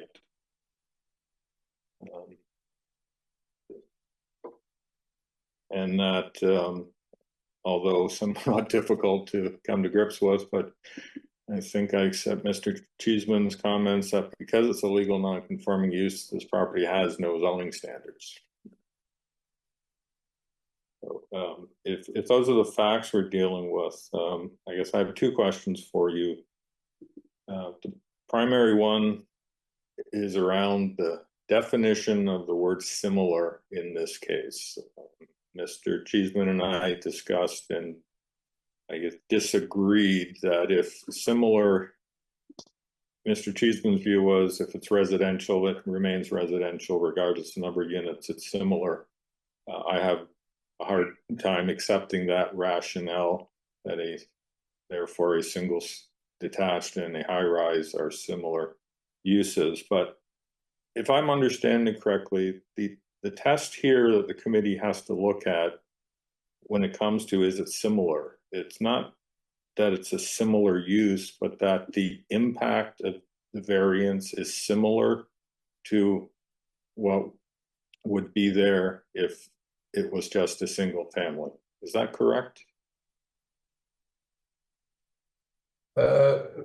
Tulowski, I'm going to, the one word that causes me some concern is the word variance, because I think it is extremely important that we distinguish variance applications, which are made under section 45(1) and have the 4 tests, as all of the committee, and I know you and Mr. Hadcastle and Mr. Dickey have had a great experience with, and Madam Chair.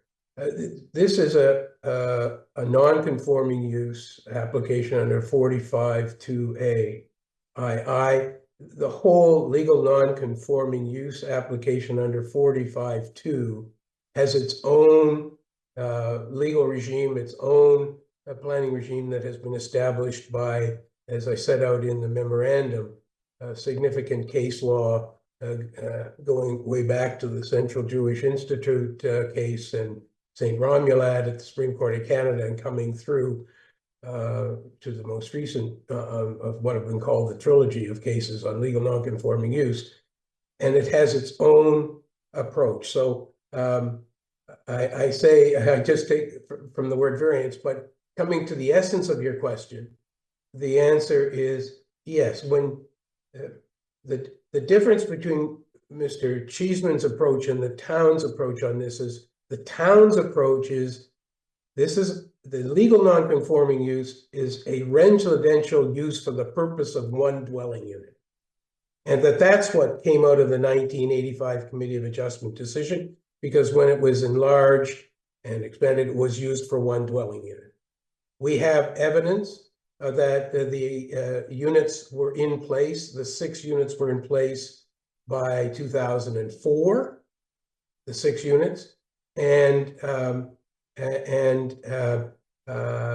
there was no building permit to get those. And as I said in my report to you, the building department at this point is saying, look, we can't, there's no use us going back to back into this. It's been, they've been there since 2004. The issue should be fire safety. And then as you summarized in coming forward, we then went with fire safety, and Mr. Cheeseman's client, in trying to come to some resolution on the issue, did want to address the safety concerns and did do so. For example, with the fire safety, did indicate, we did get the building department saying, and no building permit required in this case, no construction is being proposed, and just deal with fire. And then we did have the slope stability. And as you can see, we also went to the Conservation Authority, and they indicated they don't deal with internal renovations, and in any case, their time limit has passed on the garage. I saw a more present comment from this time, but this matter was cleared back in 2020. And so it comes down to, by all of the cases, the issue when you deal with a 45(2)(a)(ii) application is to look at the legal non-conforming use, which the town says is a residential use for the purpose of one dwelling unit in a structure. And then look at the similar use proposed, which is a residential use for the purpose of 6 within the same structure. And similarity is determined by looking at what the adverse impacts, undue adverse impacts would be in the neighborhood for that similarity. And it's really left then to your discretion in that broad manner to look at that, to see. You are cases have indicated you are to look at the evidence, if evidence is brought before you of undue adverse impact. And I can say to you, the town would not have agreed to have the matter come before you if on the face of it, it did not look like you could come to a conclusion of similar. Some of the issues, as you can see, the issues that were thought of concern in terms of undue adverse impact were addressed in the matters that you yourself spoke to, like slope stability and safety, fire safety, and the sort. And so, unless there are some undue adverse impacts that you see between the one dwelling unit in this structure versus the 6 dwelling units in this structure, then you could consider it similar. And thank you. And I guess the use of the word variance was poor choice of words.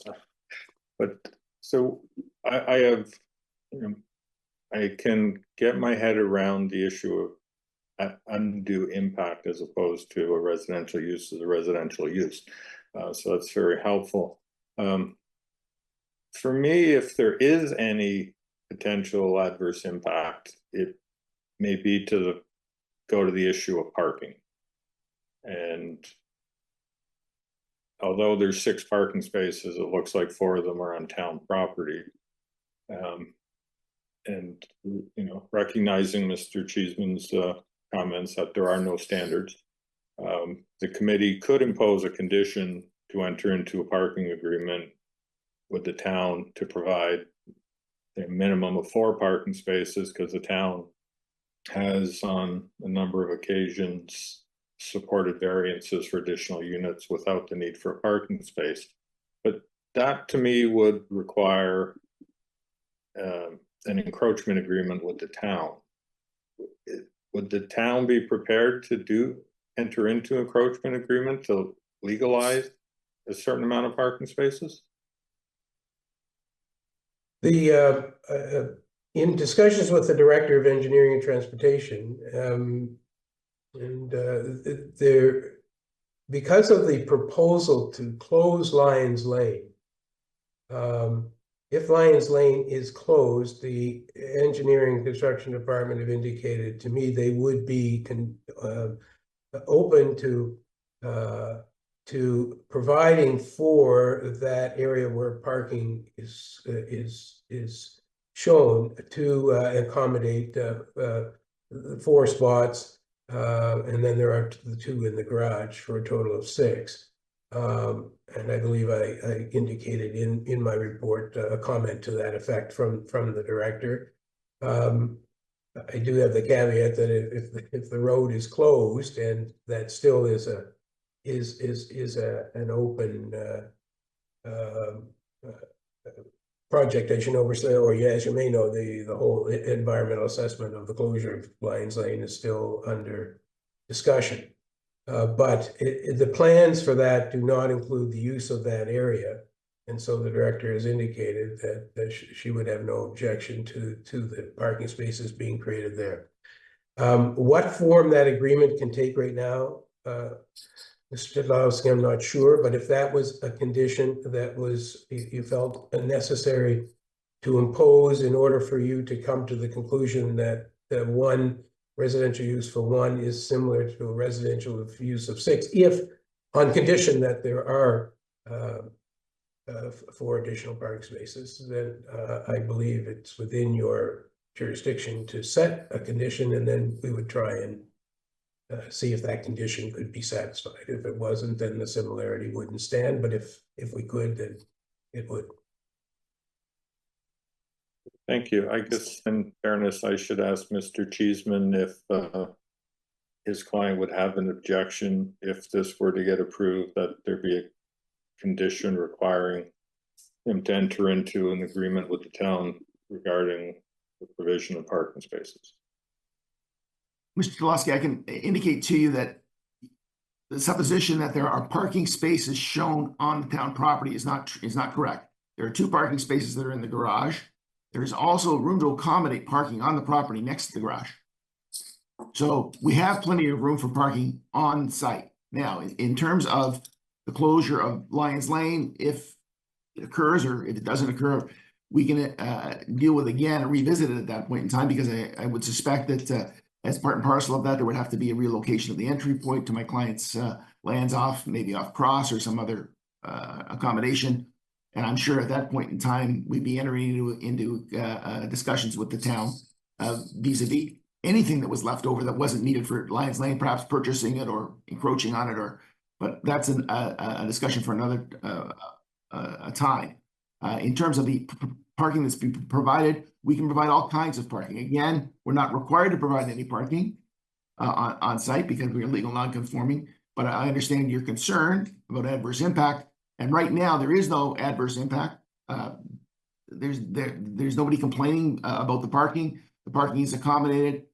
We have tenants on the property who don't have parking. One of those reasons, of course, Mr. Lasky, is because the GO station is right across the street where the Oakville buses are provided as well. I mean, it's one of those ideal locations for providing, I would say, no parking, but we've got two spots inside the garage, and there's plenty of space next to it to provide additional spaces. So we don't think that condition would be required in order to advance this any further. But I see Mr. Perlman has his hand up again.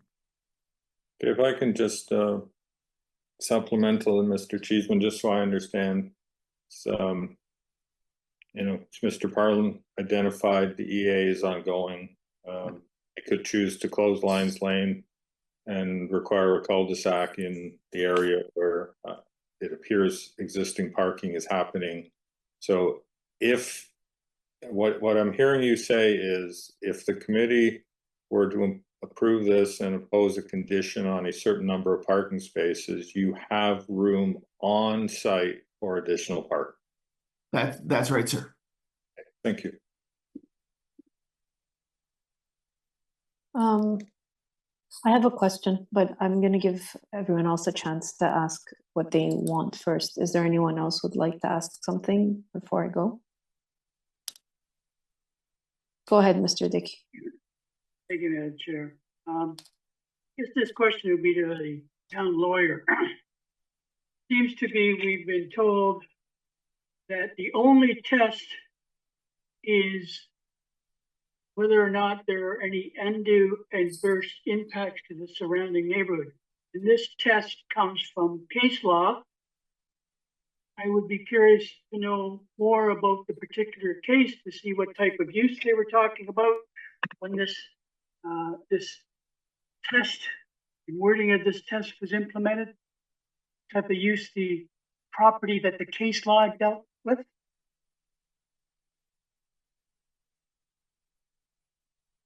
The cases dealt with the whole issue. We're really, most of them dealt with zoning bylaw requirements with respect to use and performance standards. And but the pronouncements have been, some dealt with the need for a 30-meter setback for shoreline. Some set 30 meters in terms of hazard limits. There's been issues related to expansion of uses really under 45(2)(a)(1), which allows for the addition, expansion, enlargement. And then the Supreme Court of Canada case in Romulade, which was a broad case that set out, Chief Justice Binney set out a whole series of criteria. But Mr. Dickey, it really went to that broader issue of how do you look at a legal non-conforming use, because and the protection that is given to a legal non-conforming use within the Planning Act itself, and expanded under common law, and then expanded again by, I call the Provincial Planning Tribunal, because whether it's the OMB or the LPAD or the OLT as it is now, was to say, look, when a committee of adjustment or the Ontario Land Tribunal look at these matters, they have to remember that the official plan and zoning bylaws do not apply to the site. They have, and I think Mr. Cheeseman spoke to you about that at the first meeting. They are to be looked at as a separate site unto themselves. And then you look at what can happen with a site in that context of being able to evolve, expand, intensify. And so you then look at any of the particular issues that come before you, whether it's a 30-meter setback from a lake or a 30-meter setback from a hazard, or whether a residential use can have 1 unit or it can have 6 units, in the context of not to inhibit the use, but rather to determine whether that use can be enhanced, intensified, because it is not governed by any zoning bylaw or by any official plan. And it comes to you as a committee of adjustment to look at what is it then that you use to try and determine whether it's similar to what is there. And in that case, it says you look at what the undue adverse impacts might be. In this case, having 1 unit, having 6 units in the same structure. Do you see any undue adverse impact? And that's the test in terms of whatever type of legal non-conforming use problem comes in front of you. Some will also say under a 45-1 enlargement expansion, there's a second test of appropriate for the development of the site, but under the similar, it's any undue adverse impact. And in this case, do you see any undue adverse impact? Before we came to you, we looked at safety, slope stability, fire safety. The 6 units have been there since 2004. And those safety aspects were taken care of. But do you see any undue adverse impacts? If you don't, then you could consider it similar. If you do, then you won't. I don't know if that's helpful, but it's in that broad interpretation. No, I don't think you answered my question. I read a case, a legal case about a 30-meter setback. I think it was on Lake Simple. Right. We noticed that they were using the terminology whether there was any undue adverse impacts in the surrounding neighborhood. I want to know which case, actually, the first case that uses that terminology. Actually, what I'd like to ask you is to go for a deferral. Give me the legal cases so I can look them up and read them. I would like to ask for a deferral. You tell me those. I do my due diligence and I make my decision whether this makes sense to me, this similar use. To me, it's not a similar use. But you're saying to me that you don't look at it that way, you just look at that one test. And I'm asking, and I want to know, what is the case law where that test was defined and implemented? That's all. Well, it's subject to what Mr. Cheeseman may say, but for me, it started with the Romulade case at the Supreme Court of Canada, in which Justice Finney set out all of the criteria one looks at, and he, in my memory, was the first to use that issue of adverse. And then it's been commented on in cases before the Provincial Planning Tribunal in Ontario in the context of the Ontario Planning Act. But I can send you a series of cases if that's what you prefer. Romulade, how do you spell it? Romulade.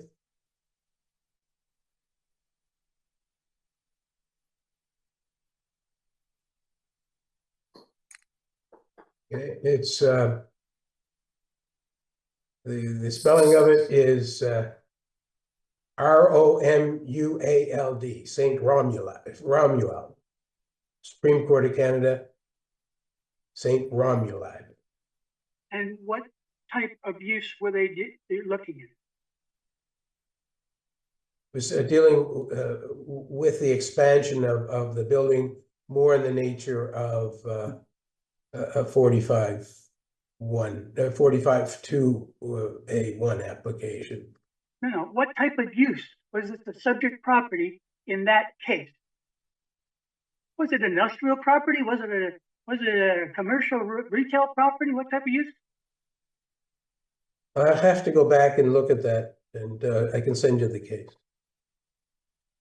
Thank you. Okay.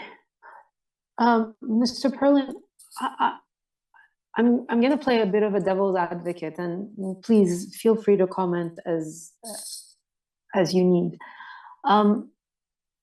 Isn't this some sort of a go around? I mean, with the intensification and the way that the official plan and the province is going, we went from one extra dwelling unit, and then now you can have 3 dwelling units in one home. And granted, we have, in all my years that I've been on this committee, this is the first that I have seen in this case. And I'm not saying that, you know, there aren't any out there, but I worry about where we go from here, you know, with people just making renovations and adding units, and just in looking at the notes, and not the notes, as at the plans, you know, 2 of these units are, I think they were like 12 by 30, less than 200 square feet, with a kitchen and a bathroom and a living room. So can't be more than a student dorm. Okay. Where do we go from here? Where people just do it and wait until someone calls in a complaint or some disgruntled tenant blows the whistle? Like, that concerns me, that something like this can go on from 2004 until 2024, unchecked, untapped, with go-arounds in terms of looking at the fire department, looking at the elevations or the bank erosion, and then checking all that, and then coming to a workaround between the town and the applicant to make it okay under this section of 45-2. This is what I'm thinking, and I'd like to know what your thoughts are on this. Well, this is an exceptional situation and very rare, in the sense that most of the issues that I've addressed dealing with the type of problem that you've just put forward are within dwellings that are covered by the zoning bylaw. They aren't legal non-conforming. They are covered by the zoning bylaw, and they are, because they're covered by the zoning bylaw, they're acting contrary to the zoning bylaw. And I think that's the thing we have to realize in this particular case. So most of the ones that you've seen or hear about are ones, and the ones that I've dealt with in terms of prosecutions, etc., are dwellings that are covered by the zoning bylaw, and people are acting contrary to the zoning bylaw in terms of what they're doing with that building. And then there is, and then they may come before you. In that case, they'll have to be seeking variances to legalize a 45-1 application, and you may turn them down on the basis of the 4 tests, if they want to proceed in that fashion. But we do pursue them under the zoning bylaw for breach of the zoning bylaw in that case. So most of the ones that you see and may hear about, I say to you, would be places covered by the zoning bylaw. In this case, the difference is that we have a house that is legal non-conforming, has never been covered by the zoning bylaw, has never been subject to a zoning bylaw. It has its own regime, and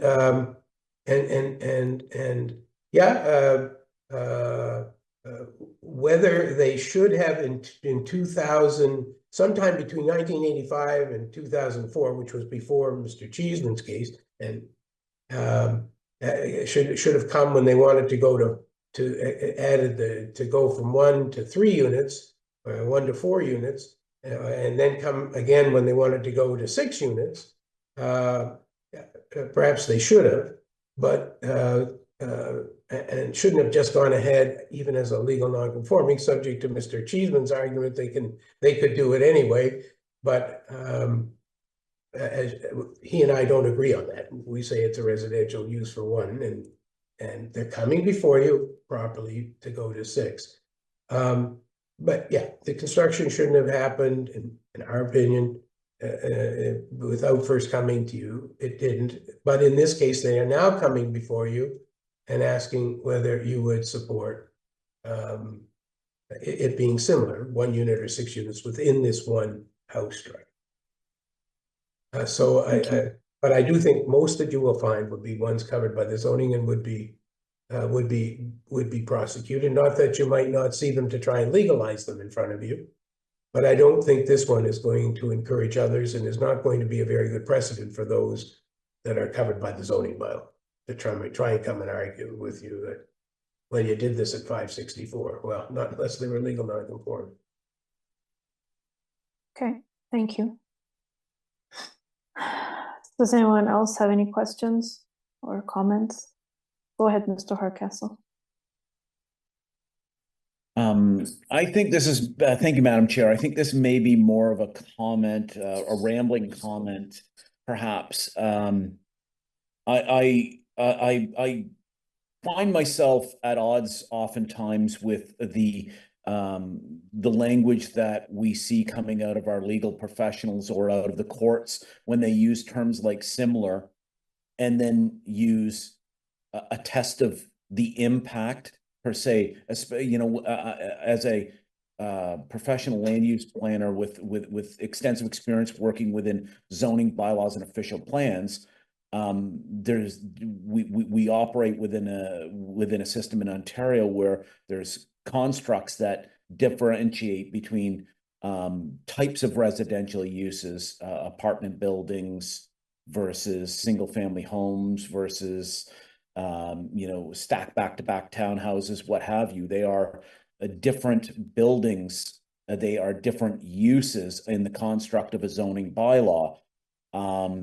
Much like if you were to look at a commercial land use and say, because a commercial zone category permitted a convenience store, but also permitted a bar, that they are a similar use. Because they are covered under the same category and defined as a commercial use per se. In assessing a change in land use, we look at impacts that go beyond. This is probably where I go into my ramblings, but go beyond the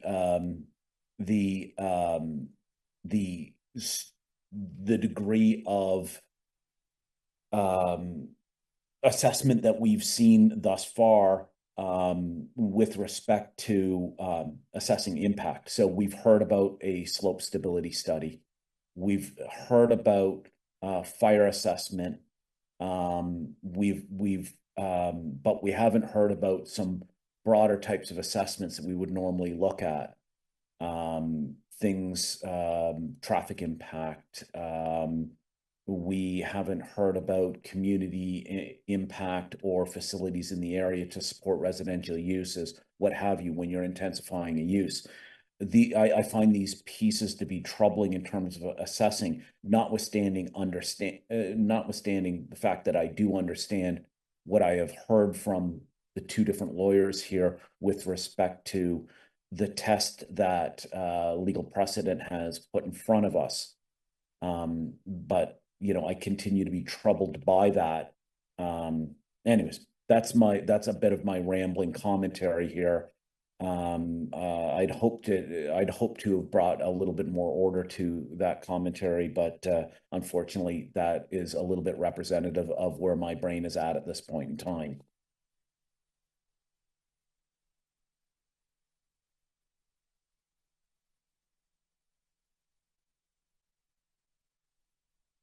Go ahead, Mr. Cheeseman. Sorry, I was muted. Thank you. Through you, Madam Chair, to address Member Hardcastle's comments. I understand what he's saying with respect to what you would normally hear with respect to impact. I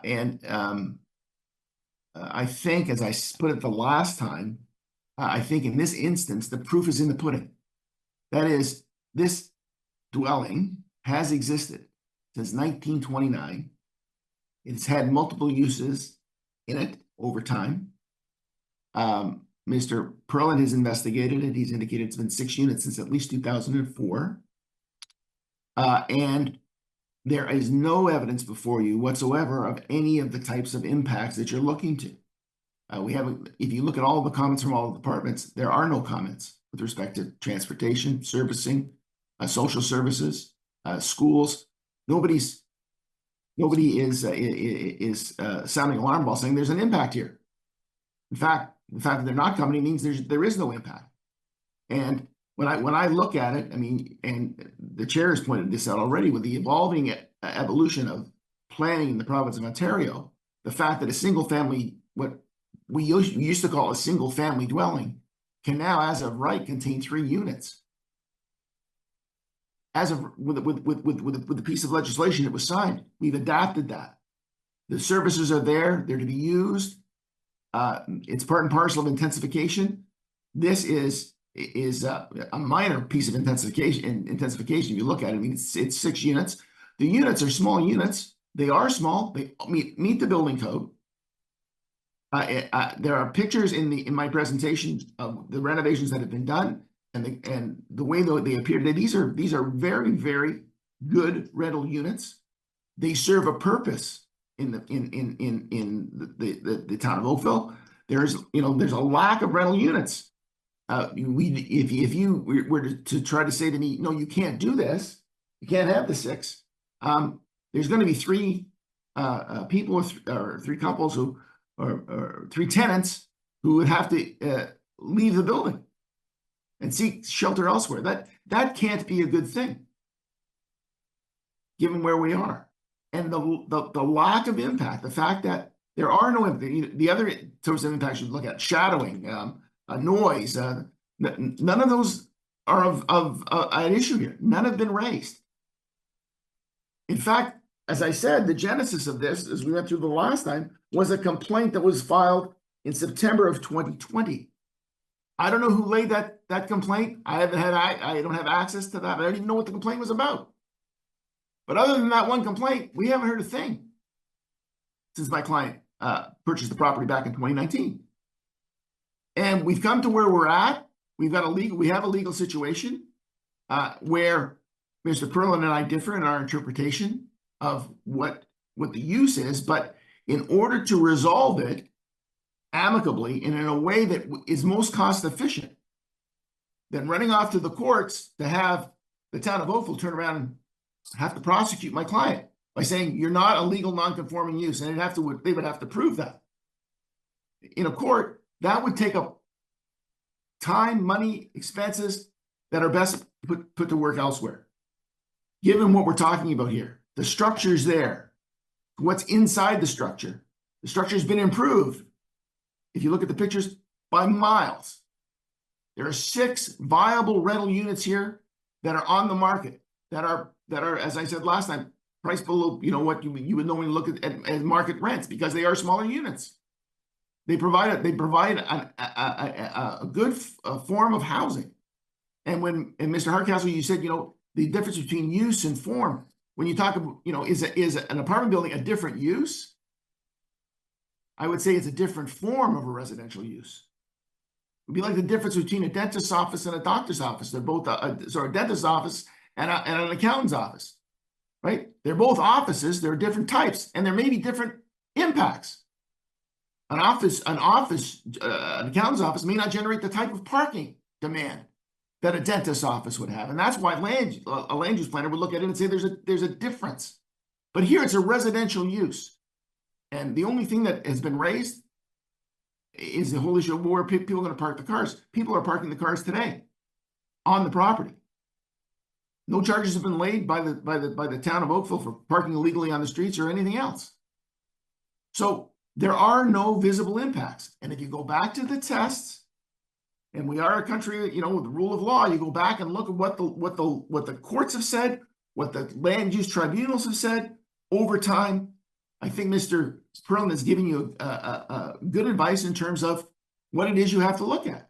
Is it a similar use? I say it's a similar use, it's residential. And you've got to also look at to determine what similar is, what are the adverse impacts? And if there are no adverse impacts, you can be darn sure that the use is similar. I mean, that's the logical conclusion that you run out of that analysis. And that's what I would put to you. Without any adverse impacts, you can look into yourself and say, hey, there's similar use. Those are my submissions. Okay, thank you. Any further comments? Okay, if everyone is satisfied, we can take the matter into committee. I doubt we've had any calls with respect to this. Madam Chair, we've had no calls and no hands. Thank you.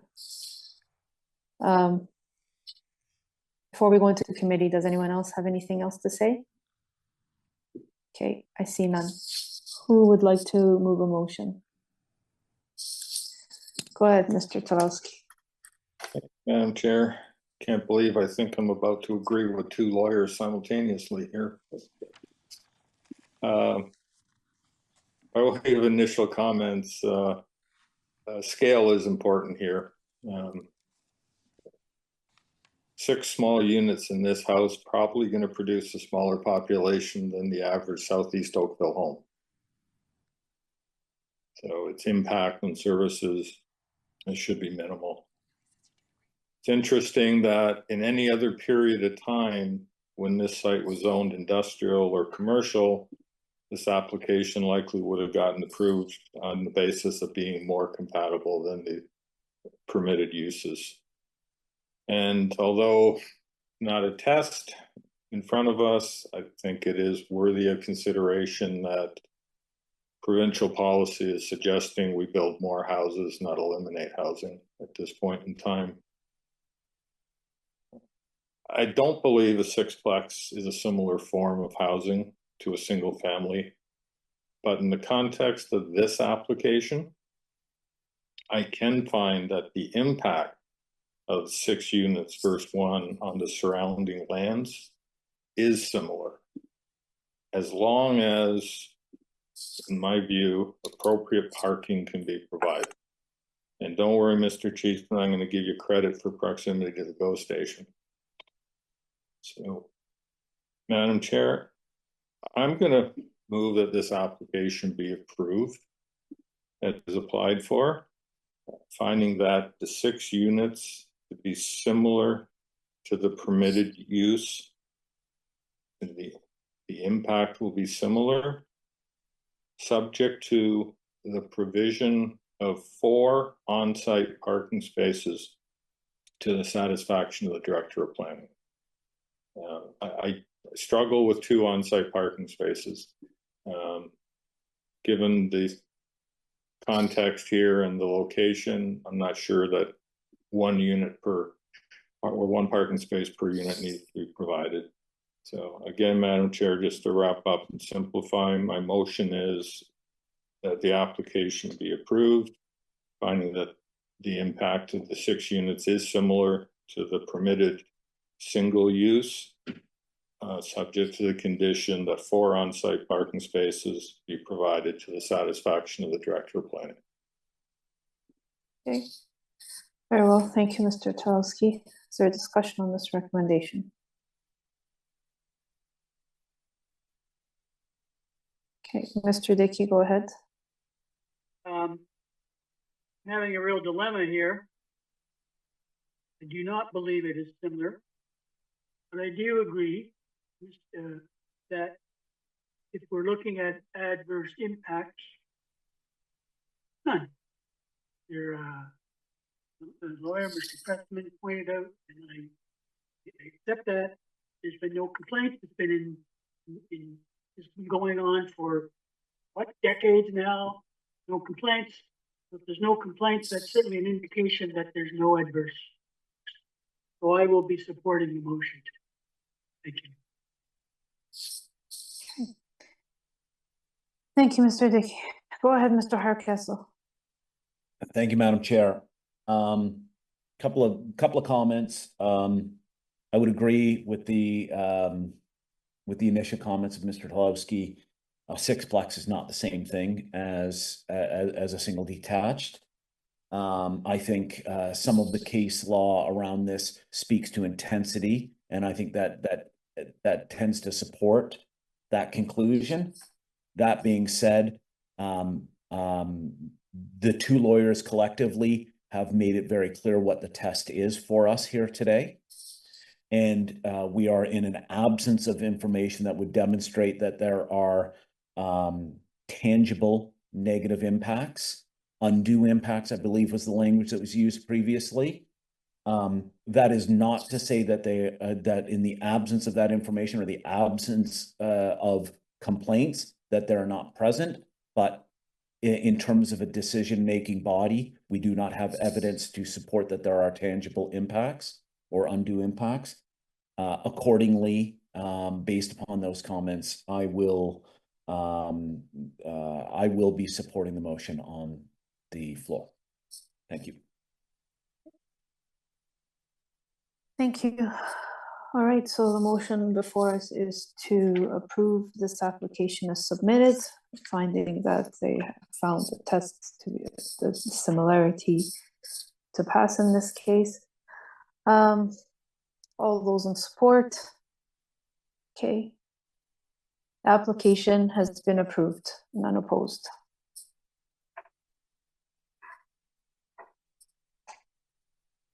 Thank you, Madam Chair. Thank you, members. Thank you. Have a good night. Thank you.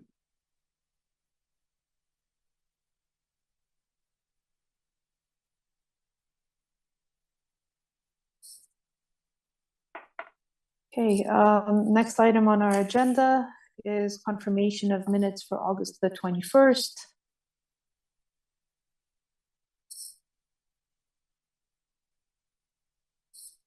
Thanks, Mr. Hardcastle. And motion to adjourn at 9:17. Thank you, Mr. Hardcastle. We are adjourned.